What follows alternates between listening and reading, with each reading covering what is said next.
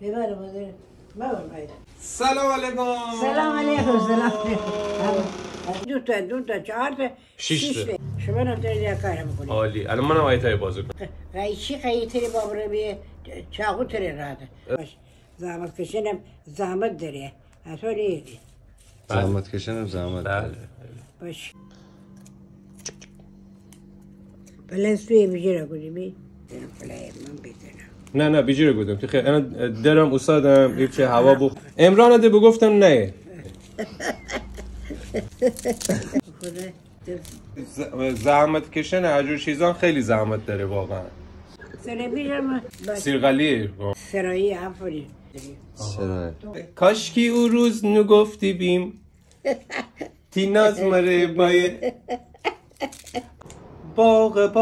باغبان تی چشمان روشن زمستان بشو سرخ و گل سفید گل سبز آلوچه دار تیتی و بو تیتی بابد یعنی تا بارشان بشه آلوچه داره تیتی بده یعنی گل بکنه یه پرنده دار سرخانه بهار گورخانه گیل ترکنه بهار یعنی چی گورخانه گیل ترکنه یعنی چی مادر جون الو یعنی بهار با مایه ده خوبیه ده خوب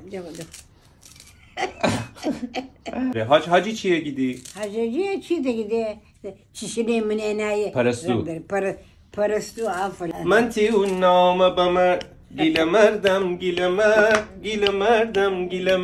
تو درجوری من اشپال کوکوی هم تنم چا کنم داره بگو تور با چی تو باشا کنم تور علفسری پیشانی پیشانی میشه بسو خوبه بله کم دکونگی بده کم دکونگی روغن قشق چوبی و یه چه کم دکونه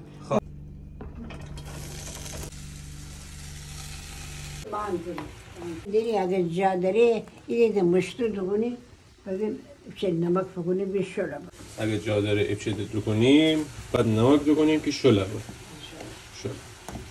در جوان دکن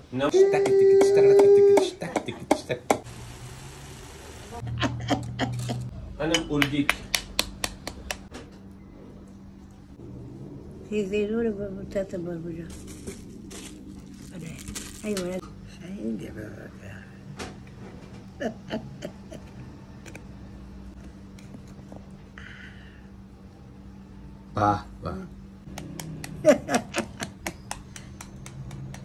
أرديك مرغاني آقا دلال بفهم من کشم مرغداری بفهم من کلیدن قضیشی بودی بودن چیز به من چه سیده بگو تو خانه دارید چطور بسید بچر خانه تی خانم امره نه نیده قوله چگونه نه خانم خوره بشه چه استراحت کنید آره بابا خیلی خوب بله تو چه بازی بکنید فکر یاد گرفته یاد بگیردی بودو کشیدی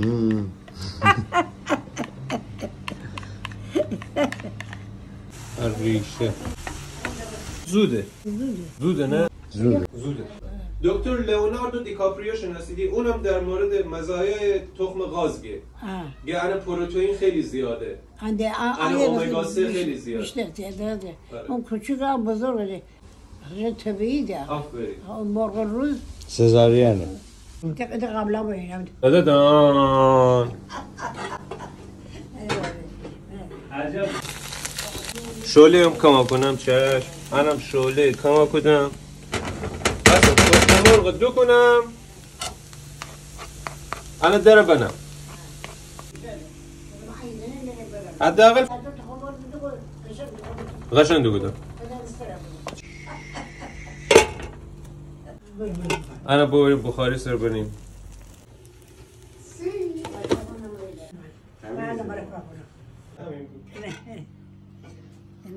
بگردم عجب واگردستنی کنه الان ان زیاره اینه بر من میپلای خورم خیلی خوب من شغوری نوشم خان بخورم شیر